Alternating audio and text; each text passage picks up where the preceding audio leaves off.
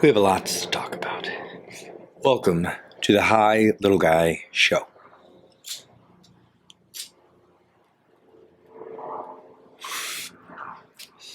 Okay. Excuse me. My laryngitis is sort of clearing up. But even more exciting than that, a couple of people have written into the show, which is fantastic because it's been giving me things to talk about. And an avenue in which the show can go. I love it. Please keep them coming. However, today's show might be a little dark for some, might be a little too out there for others, but it's gotta be said. Okay.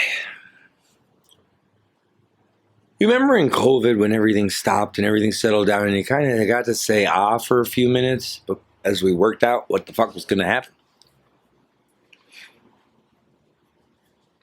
That was an example of humanity. What mattered most came to surface. So, as I said, a couple of people wrote in the show, and I wrote down notes because I have stuff to cover. And so this might be a couple of part show. I don't know yet. But it's important. As I have mentioned before, there's a lot of suffering going on. You might be suffering too. You might be depressed. You might be anxious. You might not know if you're depressed or anxious. But you might be fearful and worried and concerned about how things are going, how your life's going, what you're going to do, what everyone's going to do. I don't know. You know your concerns and worries. You might be, who gives a fuck about anything? And congratulations, you're right out. To some degree. Sorry, I'm like, I got to pack another bowl for this one. So, a couple of friends wrote in that I went to high school with. None of them mentioned that I could use their name or any information, so I won't refer to them by name. But one email, which I will do first because it's maybe easier to address. The woman person, number one, was having an issue with her best friend. Let me see if I can get to it real quick here. Yeah, let's see. Wait, go back. Wrong email address. Okay, you can tell how good I am at technology. It says, "Dear High Little Guy, I'm having an issue with one of my best friends." Now, right there gives you your problem. I can go on and read what she wrote, but it's not necessary. Because hypocrisy is a bitch, isn't it? It says, "I'm having an issue with one of my best friends." Yes, you're having the issue. So you're the one to solve it. Your best friend doesn't have an issue with you. If they did, they'd probably let you know. Otherwise, maybe they're not your best friend. So, thank you for writing into the show, adoring fan. And thank you. And this closes the portion of woman number one. Now to the more serious of the show. Oh, yeah, okay. So, another friend writes in that she had nobody to talk to. And that right there, how could you not have compassion for, first of all? Empathize with, sympathize, I don't know, not sympathize. For another human to feel like they have nobody to talk to. Do you get the absurdity of how someone can get to that place and how we have allowed someone to get to that place where they feel they have nobody to talk to, that has got to stop. So thank you for hitting send, because the courage wasn't in writing your email, the courage was in sending it. So thank you for reaching out. I do not take that lightly.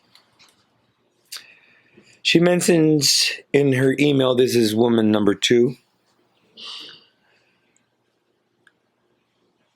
that she's been severely depressed.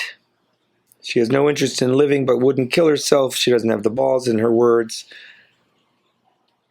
She's just not happy in her life. She has multiple health issues and is disabled now, can't drive, can't work, doesn't socialize, has no independence.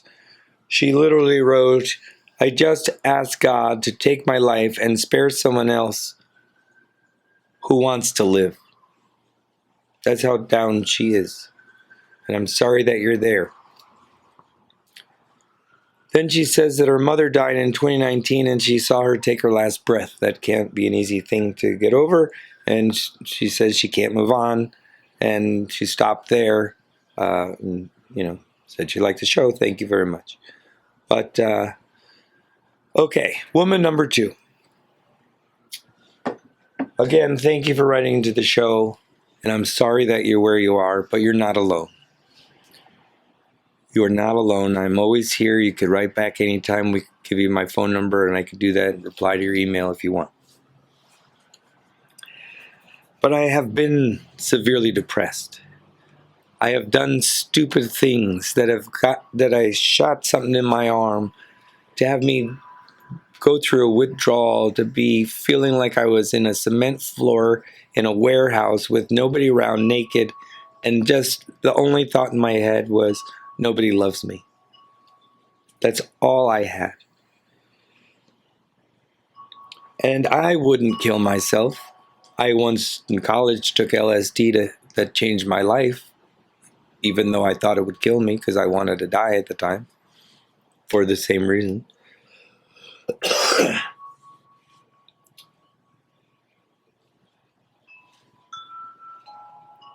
And that day, November 11th, 1995, when I took LSD in college, changed my life because I got a different perspective and I didn't know one was available. So I'm here to tell you that there's another perspective available. If you want. You don't have to, but if you want. Here's mine. I don't know your situation of your mobility or if you have nurses or your care. I don't know any of that, so forgive me if there's things I say you can't do and I don't know.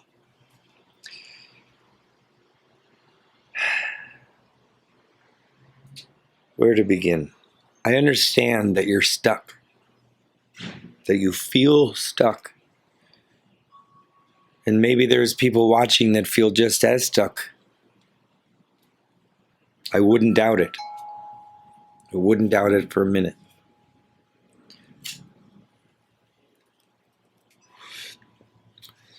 I will say I hope you're in therapy. If you're not, get into some therapy. Find a good therapist that will let you speak and talk about the things you don't want to, because that's the only way to heal. To be burdened with seeing someone take their last breath, I know. To be your mother, I don't. I happened to see someone take their last breath in Hawaii. So I can understand the holy shit, someone just died moment. And then there's your mother and the grief and the sadness and all that comes with that. The whole.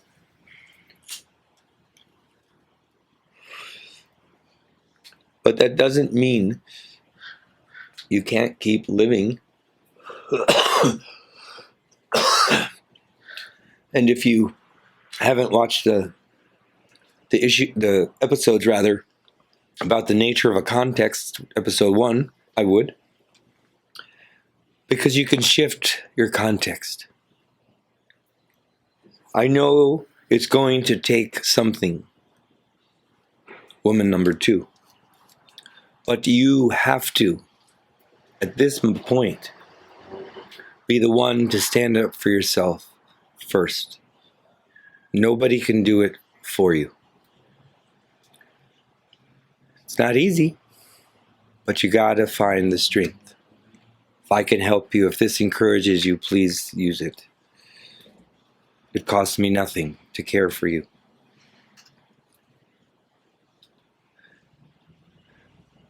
The next thing I want to say is that your past has nothing to do with what can become your future. Everything already happened. You might have to find your way to make peace with it and let it go.